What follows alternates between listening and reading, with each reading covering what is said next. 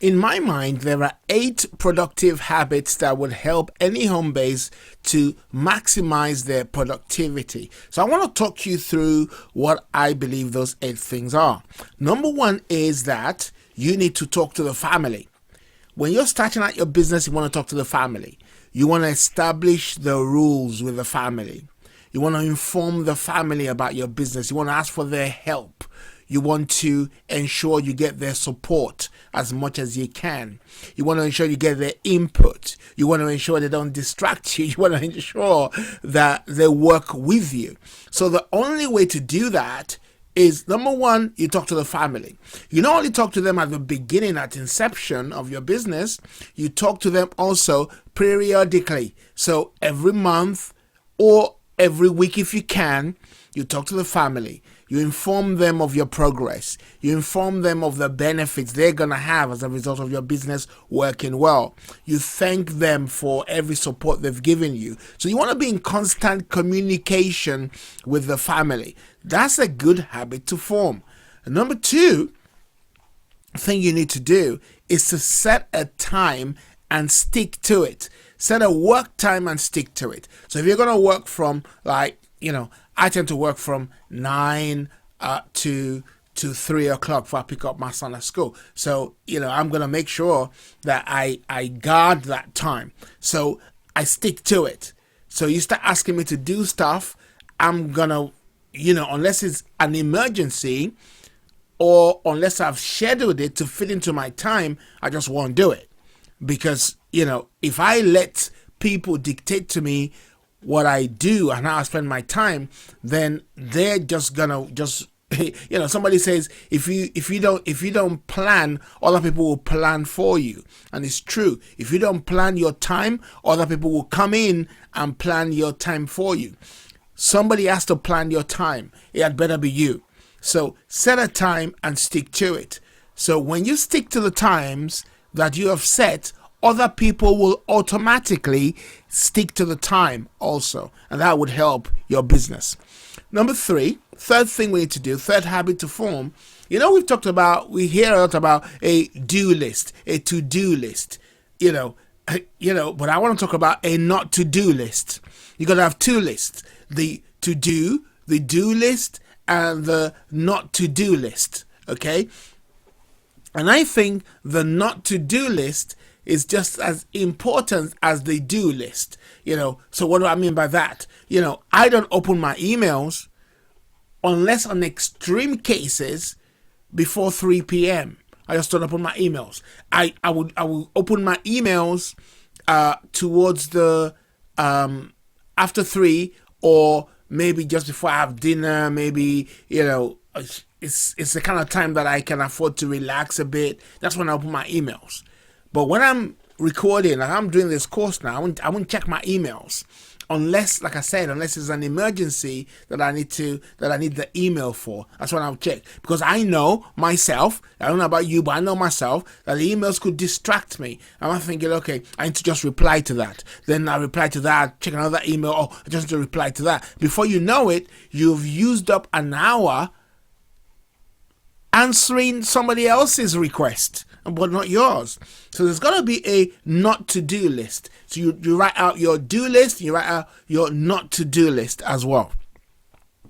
The fourth habit I think we need to form is to wake up early. I know we might get into a debate on, I work better at night and and that's how I function. Okay, some people function that way.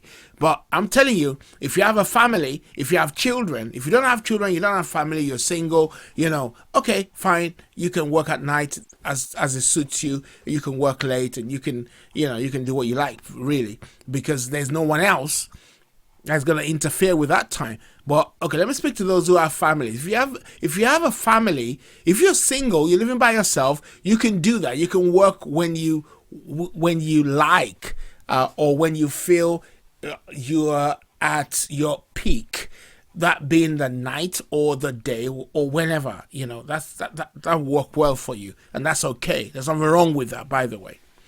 But I want to advise those who have families. If you have a family, especially if you have children that you're looking after, I suggest you wake up early.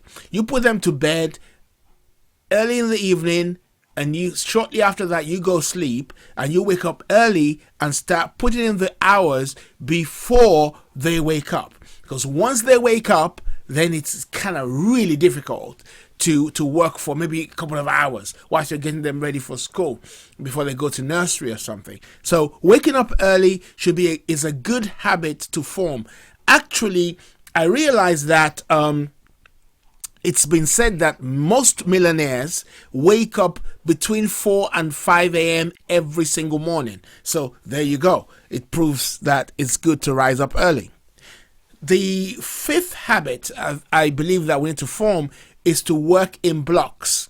Okay, so what do I mean by that? I mean, find out what's your maximum work length in terms of minutes are. So if you can work for 1 hour without being distracted, without feeling weary, without feeling tired, then that's your max. Your max is 1 hour. So you work for 1 hour, take a 15 minutes break, and then come back work for another hour and take a 15 minutes break. I like working for 45 minutes blocks. So as I'm looking at the time now, it's nearly 2:34. So in the next 10 minutes, I'm going to be off. In the next 11 minutes, I'm going to be off taking another 15 minutes break before I work. Okay, no, I got to pick up my son at 3. So I'm going to come back later on this evening to finish the course. Okay, so I've been working 45 minutes on, 15 minutes off, 45 minutes on, 15 minutes off. Just go a little bit over it. If it's okay, you can go a little bit over. It's not really cast in stone, but it ensures you work more and you work at your peak. Honestly, you work more, you work at your peak. Okay, so that's a good habit to form. Try and work in blocks. Number 6 habit I believe you need to form is to prioritize. Okay, your day may change from one day to another. So you might look at your to-do list, but then when you're about to start work, you realize that, oh, actually, I need to put out a course, or I need to market, or I need to change something. So that becomes a priority. So work on your priority. Determine what your priority is and work that priority. That's a good way. That's a good habit to form. Don't always work on what you've written down only. No, is it priority now? If it's priority, then do it. If it's not priority, then do it later on. Number 7 habit to form, a productive habit, is to take time out to reflect. Take time out to think. My 15 minutes is my time out to think. To think what? Think about the future of the business. Think about where I'm going. To think about what I'm going to accomplish over the next few weeks, few years. To kind of just reflect on the future. Taking time out to think, it's a really good thing. Some people talk about even thinking for 1 hour a day, just thinking for 2 hours a day, just taking time out to just think about the future. Then finally, my 8th habit, which I think is really good, is to evaluate your day. Every time my son comes back from school, it's 10 and he goes, "Oh, Daddy, can you just P&I your day?" Meaning positive, interesting, and negative. What's positive, what's interesting, what's negative? We always laugh at the end because I tell him that, oh, there's nothing negative. Like, oh no, you're gonna have something negative. No, but there could have been something I struggled with on that day that I had to overcome. But I try not to dwell on what's negative anyway, so we kind of have a laugh about it. But the point is, you evaluate your day. How did my day go? Did I do well today? Did I accomplish a lot today? And what did I learn today that I need to carry over to tomorrow? Can I document any new ideas I came up with today that I need to work on in the next few weeks? Evaluating your day will radically change your life and radically change your business. So I've talked about these eight habits, and I just really hope that you put them into good use. See you on the next one.